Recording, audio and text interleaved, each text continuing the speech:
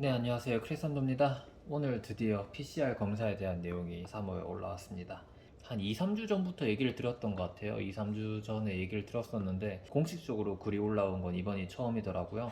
PCR 검사를 통해서 이 친구들이 성별을 태어나자마자 바로 알 수 있다고 얘기가 나왔고요. 검사 방법은 뭐 알껍질이나 탈피껍질 같은 걸 이용해서 이 친구들의 유전자를 추출해서 증폭시키고 성별을 담당하는 부분을 확인해서 검사를 하는 것 같아요. 크래스티게코 쪽에서는 얘기만 사실 좀 나왔었고 이게 되는지 안 되는지에 대해서는 말이 계속 많았었거든요. 근데 다른 업계, 뭐 조류 쪽이라든지 뭐 앵무새 이런 것들 같은 경우는 유전자 검사로 성별을 많이 파악을 한다고 해요. 그래서 가능성은 어느 정도 있지 않겠느냐. 검사 테스트는 9월부터 진행을 하고 서비스는 10월부터 하신다고 해요. 그래서 검사 한 번에 4만 원 정도를 받는다고 하시는데 이 금액적인 부분은 사실 그냥 노멀 개치한테 적용하기에는 조금 부담스러울 수는 있을 것 같은 금액이긴 해요. 지금 문제되는 게 뭐냐면은 앞으로의 미구분을 과연 미구분으로 믿고 입양을 할 수 있을 것인가에 대한 부분이 가장 큰 문제라고 저는 생각을 하거든요. 뭐 앞으로 이 검사가 상용화가 되고 정확도가 얼마나 정도 되고 그런 것들에 따라서 이 시장의 방향성이 되게 달라질 것 같아요. 사실 미구분으로 계속 분양은 나가겠지만은 샵이든 브리더든 앞으로 미구분으로 분양되는 개체들에 대해서 어느 정도 책임을 져야 된다. 그러니까 약간 도의적인 부분인 거죠. 뭐 6g, 7g짜리 개체를 암출하고 분양을 했는데 그 친구가 성공이 있으면 사실 안 되는 거잖아요. 미구분도 마찬가지 부분인데 미구분을 분양을 했는데 이미 PCR 검사를 통해서 수컷으로 밝혀진 개체라든지 뭐 그런 부분들은 사실 뭐 사기나 다름없는 부분이기 때문에 나는 PCR 검사는 받지 않았고 이 친구는 정말로 미구분으로 분양을 할 수 있을 만한 친구다라고는 걸 검증을 하려면은 뭐 브리더든 샵이든 뭐 어떠한 거를 내세울 필요가 있다고 저는 생각을 해요. 그렇기 때문에 제가 하고 있는 것도 미국은 책임제를 하는 거고 저도 이제 이윤을 남겨야 되니까 제 수익률이라든지 그런 것들을 계산했을 때 제가 미구분으로 수컷을 5마리를 분양해가지고 내보내면은 무조건 손해를 볼 수밖에 없는 이벤트고요.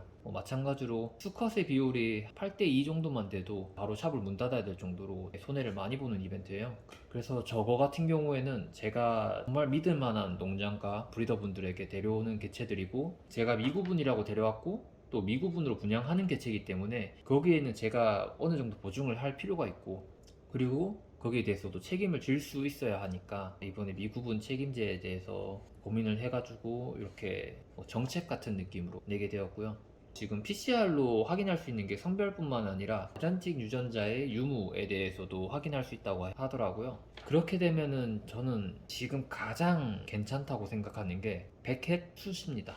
일 횟수도 괜찮고 노멀 횟수도 괜찮고 왜냐하면 지금까지 문제가 됐던 것들이 이 백횟숫이랑 노멀이랑 메이팅을 해서 애기들이 나오면은 이 친구들은 50% 향률로 100% 햇이거나 아니면은 그냥 생 노멀이거나 이렇게 나왔거든요. 그러다 보니까 이 확률에 의존해가지고 이 친구가 백햇숫인지 노멀인지도 모르는 상태에서 그 다음에 메이팅을 백햇이나 하거나 아니면 아잔틱이랑 해서 아잔틱을 후손으로 보는 그런 작업을 하셔야 되는데 이 유전자 검사를 통해서 이 친구가 아잔틱 유전자를 가지고 있는지를 확인할 수가 있게 된다면은 50회 작업을 하신 다음에 거기서 나온 암컷들 뭐 그 친구들 검사를 해서 100회 숫이랑 또 메이팅을 시키셔도 되는 부분이고 그것뿐만 아니라 백햇숫이랑 노멀이랑 메이팅을 시켜서 나온 베이비들을 태어나자마자 바로 검사를 해서 이 친구들의 캣 숫인지 백햇 암인지까지 확정을 지어서 분양을 할 수 있기 때문에 앞으로는 백햇 숫이 되게 인기가 많아질 것 같습니다. 뭐 이런 부분들은 그냥 제 단순한 예상이기 때문에